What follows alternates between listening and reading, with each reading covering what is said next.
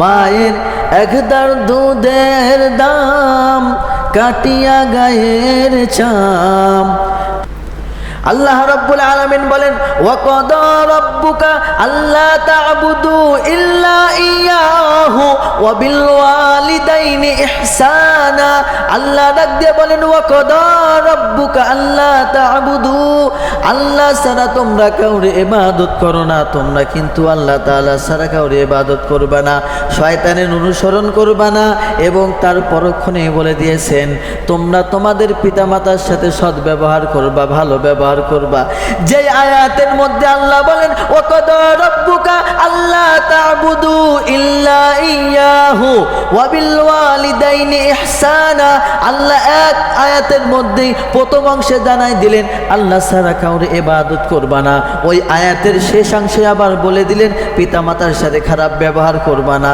দেখেন আল্লাহ তাআলার সাথে পিতামাতার মহব্বতটা কেমন করে জুড়ে দিয়েছে। এই যুবক ভাই, তোমরা নিজেদেরকে প্রশ্ন করো যে তোমরা তোমার পিতামাতার সাথে কি পরিমাণ রেসপেক্টেশন করতেছো, তুমি তোমার পিতামাতাকে কি পরিমাণ মহব্বত করতেছো, তোমার কলিজার মধ্যে তোমার পিতামাতার কি পরিমাণ মহব্বত রয়েছে। একটু করে যদি তুমি অ্যানালাইসিস করো, নিজেকে নিয়ে যদি একটু চিন্তা করো, তাহলে তুমি তোমার সমাধান পেয়ে যাইবা। আল্লাহ ডাক দিয়ে তোমাকে দোয়া শিখাই দিয়েছেন, রব্বির হামহুমা কামা রব্বায়ানি সগীরা। সকলে বলি, রব্বির হামহুমা কামা রব্বায়ানি সগীরা। এই দোয়ার অর্থটা হলো, তুমি আল্লাহর কাছে তুমি তোমার পিতা মাতাকে নিয়ে দোয়া করতেছো, এ রব্বে কারীম, এ মালিক, এ কাবার মালিক, আপনি আমার পিতা মাতাকে ক্ষমা করে দিন। আমার পিতা মাতা মারা গিয়েছে, আপনি আমার পিতা মাতার সাথে কবরে কি পরিমাণ আচরণ করবা, কিভাবে ব্যবহার করবা, আল্লাহকে আপনি শিখাই দিচ্ছেন। মূলত আল্লাহ তোমাকে শিখিয়ে দিয়েছেন, সেই কথাটাই তুমি আল্লাহর কাছে আবার পুনরাবৃত্তি করতেছো। এ আল্লাহ, তুমি আমার পিতামাতাকে ক্ষমা করে দাও। শুধু ক্ষমা না, আমার ওই পিতামাতা ছোটবেলা যেভাবে আমাকে ভালোবেসেছেন, যেভাবে আমাকে লালিত পালিত করেছেন, আল্লাহ আমার পিতামাতা আজকে কবরস্থ হয়েছে, তুমি আমার পিতামাতার সাথে ওই ছোটবেলা যেভাবে আমাকে ভালোবেসেছে তুমি ওইভাবে ভালোবাসো। এ যুবক ভাই, তুমি নিজের মনেকে একবার প্রশ্ন করো, এই আয়াতটা নিয়ে, এই আয়াতের তাফসীরটা দেখো, কমপক্ষে তর্জমাটা একটু দেখো। আল্লাহ তোমাকে একবার হলেও কিন্তু তোমার ব্রেনের মধ্যে কিন্তু একটা ধাক্কা দিয়ে দিচ্ছেন।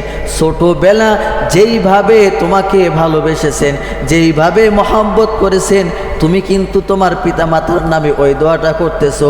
তাহলে বুঝো তোমার পিতামাতা তোমাকে কিভাবে ভালোবেসেছেন, কিভাবে মহব্বত করেছেন। আল্লাহ রাসূল বলে দিলেন, হুমা জান্নাতুকা ওয়া নারুকা। এই হাদিস তো আর এমনিতেই বলে নাই, এই হাদিসের অর্থটা তো আর এমনি আসে নাই। আল্লাহ রাসূল কেন এই কথাটি বললেন? আল্লাহ রাসূল অনেক চিন্তা ফিকির করে কথাটা বললেন।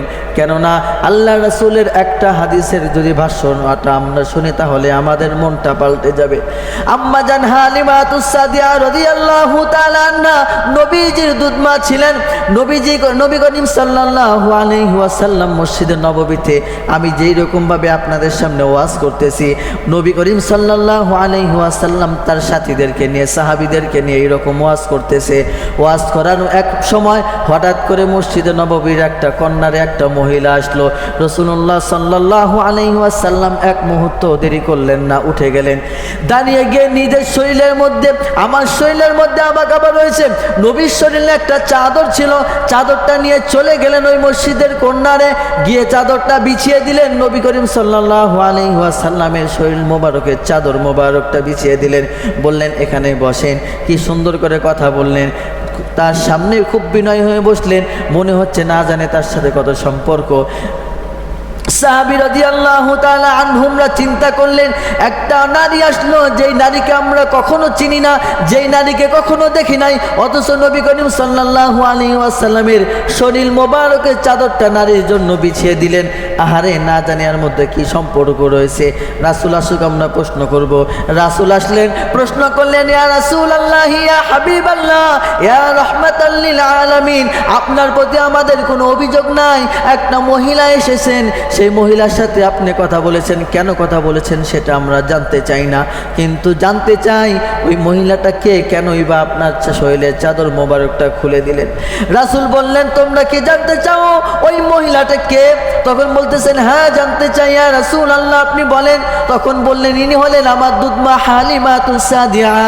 তোমরা শুনে রাখো, আমার নিজের শরীরের শুধুমাত্র চাদর না, আমার নিজের শরীরের চামড়া মোবারকটাও যদি খুলে দিয়ে আমার মায়ের যদি জুতা বানিয়ে দেই, তারপরেও আমি আমার মায়ের দুধের ঋণ কখনো শোধ করতে পারবো না। রাসূল এই করেছে। একটা কি যেন গজল না কি যেন আছে না, মায়ের একদার দুধের দাম কাটিয়া গায়ের চাম, শুনি না আমরা, গজল আছে না?